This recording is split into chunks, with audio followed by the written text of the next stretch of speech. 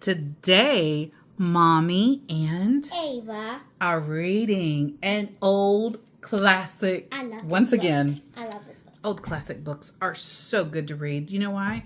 Not only are the stories well written, but they smell so good. I know me and Ava love going into an old bookstore and just inhaling those old book smells. It is one of our favorite smells. So when we get an old book, we just open it and we just start to sniff it because to us, it's just a nice smell. But this one is called Benjy and the Barking Bird by Margaret Bloy Graham. The barking bird. What about a bird that barks? That should be very fun. Benjy was a brown dog with long ears and a short tail. He loved everybody in his family. Mother, father, Linda, and Jimmy. And they all loved him.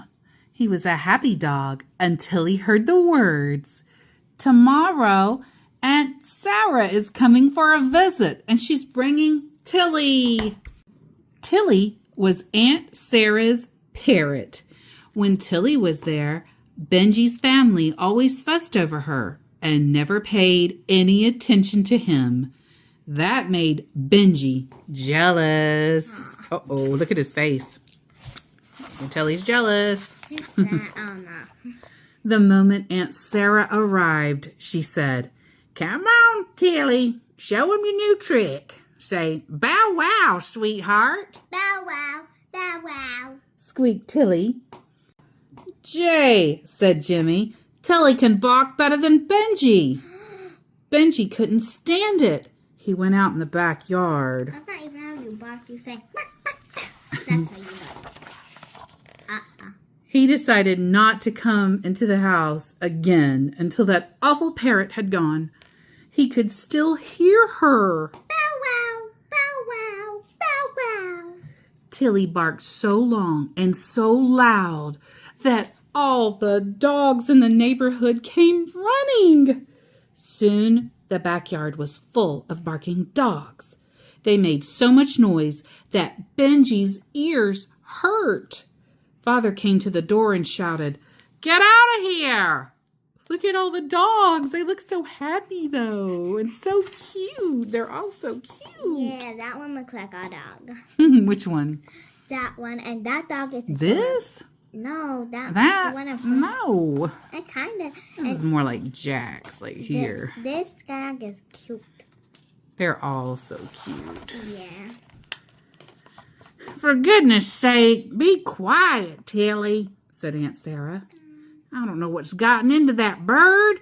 She's been contrary all spring." "Linda, dear," said Mother, "put Tilly in Aunt Sarah's room so we can have peace and quiet for lunch." Benjy was still outside, more jealous than ever. Suddenly, he had an idea. While the family was chatting at lunch, past the dining room and up to Aunt Sarah's room. Tilly was asleep, tired out from her barking. Oh. He's so cute. Carefully, Benjy picked up her cage and brought it out into the backyard. He was just lifting it into the trash barrel when the handle of the cage door caught on the edge. The door sprang open and Tilly escaped. Oh, no. Off she flew to the big maple tree, right into a flock of sparrows. In a flash, Tilly and the sparrows flew away. Benjy just stood there, stunned. Then, all at once, he felt happy. No. Tilly was gone. Quickly, he hid the cage in the trash barrel and ran into the house. I would be heartbroken. After lunch, Aunt Sarah went to her room. Right away, she ran out screaming, "Tilly's gone!" Everyone began talking at once. Impossible. No. Where did she go? Finally, Father said, Don't worry, we'll find her. So the whole family set out to look for Tilly, except Aunt Sarah. She was too upset to go. She even began to cry. Benjy was watching her. He'd been so happy that Tilly was gone. Now he felt miserable. He'd rather have her back. Maybe she had come back. He ran to the maple tree, but no Tilly. He looked for her everywhere, but no Tilly. All he could see were a few sparrows flying around the roof of the house. Now he feels guilty because he's the one that took her outside. And he didn't mean for her to fly away, but it happened.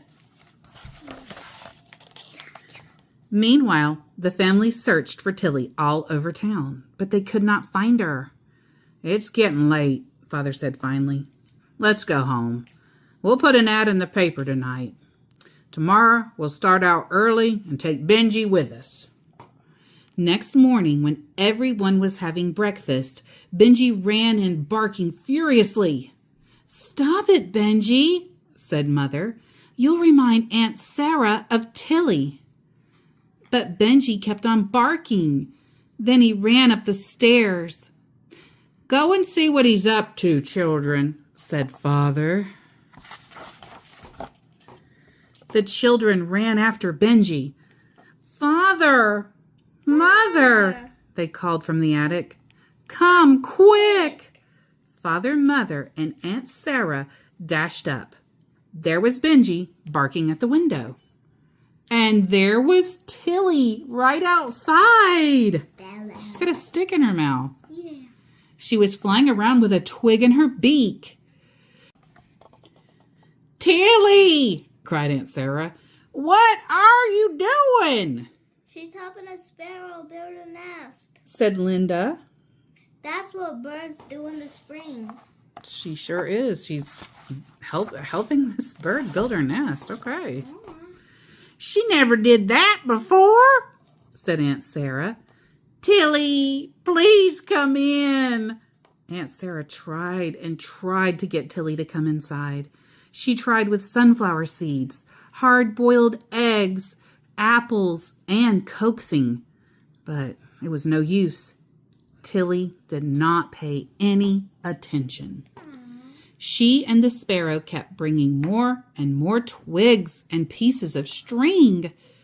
There was now a big nest under the eaves. We'll have to ask the fire department to catch Tilly, said Father. In all the excitement, nobody noticed that Benjy had disappeared. Hey, John. Huh. I wonder what he's doing. I wonder where he went, yeah. An hour later, the phone rang. It was Mr. Jones, the man from the pet store. Your little dog is here, he said, and he won't go home. I'll send the children to get him, said Father. When Linda and Jimmy got to the pet store, there was Benjy, staring up at a parrot. I don't know why, said Mr. Jones. He keeps looking at Sparky. He seems to want that parrot. Look at all the cute animals. Okay, so let me read all their names. Eric the cat. Fauna Paz. Paul, is it faux pas, I think. Oh, and Billy Buddha. Buddha? And Buddha? we got Sparky, and it says own. Canaries are guaranteed to sing. Our canaries are guaranteed to sing. And what does that say? Elasticide flea collars and specials. Turtles, $1. That cat looks so cute. Look at the monkey. The monkey's cute too. All of them. Yeah, he's cute. Oh. I bet I know why Benjy wants him, said Jimmy. Me too. Said Linda. Please, Mr. Jones, let us take Sparky home. Meanwhile, the ladder truck of the fire department had arrived. The ladder was being raised to the attic window. A fireman with a net climbed up. Here, Tilly! Here, Tilly! He called. The grown-ups watched eagerly. No one had noticed that the children were back with Benjy and Sparky. No one, that is, except Tilly. From the roof, she made a beeline for Sparky's cage, sat in front of it, and cooed and cooed. It was love at first sight.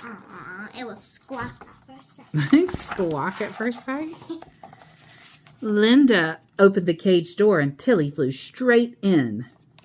"Why, Tilly's been lonely," said Aunt Sarah. "I never thought of that. How wonderful you children were to get her a friend." "That was Benjy's idea," said Jimmy. Then everyone began talking at once. "How clever he is!" A real bird dog. Almost human. Benjy just stood there wagging his tail. Benjy was happy again. Yay! Next spring, when Aunt Sarah came for a visit, she came alone. "I left Tilly and Sparky with a bird sitter," she said. "They're so happy together. Look what I brought you," she went on, and she pulled out a photograph. "That's Tilly sitting on an egg." "Show it to Benjy too," said Jimmy. "Of course," said Aunt Sarah. "Why, Benjy's the one who started it all." Look how cute. I don't see her egg, but it's cute. I guess you're not supposed to. It's under her. This time, Benjy really enjoyed Aunt Sarah's visit. She took him for a walk every day and always bought him a special snack at the butcher's. And from then on, Benjy was Aunt Sarah's favorite dog, and Aunt Sarah was Benjy's favorite aunt. The end. And look what the picture is showing. They had a little baby. And look at Benjy looking.